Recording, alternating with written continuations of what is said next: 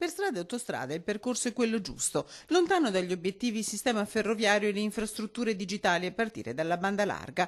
Un grido d'allarme è quello che arriva da Union Camere del Veneto e Fondazione Nord-Est, che lanciano un nuovo portale www.otinordest.it per documentare la situazione delle infrastrutture del Veneto.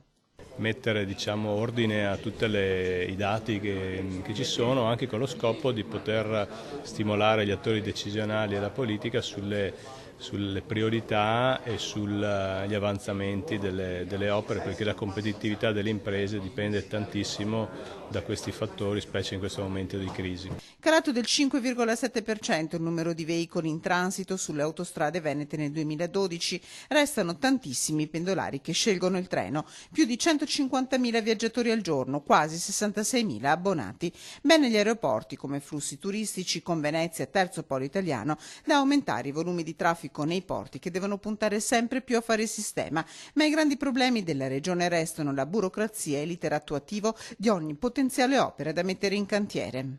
Se ci sono le autorizzazioni l'iter è abbastanza spedito e riesce a completare un'opera in tempo abbastanza breve. Io dico sempre che è più facile avere i quattrini che non concludere il processo delle autorizzazioni ed è una verità assoluta. Una strada in salita per una regione come il Veneto che solo verso la Germania esporta il 13,7% delle merci prodotte e per questo ha bisogno di trasporti efficienti e sostenibili. Un Veneto che, messe in cantiere le principali opere stradali necessarie al suo sviluppo, deve adesso necessariamente guardare a porti, aeroporti e reti ferroviarie.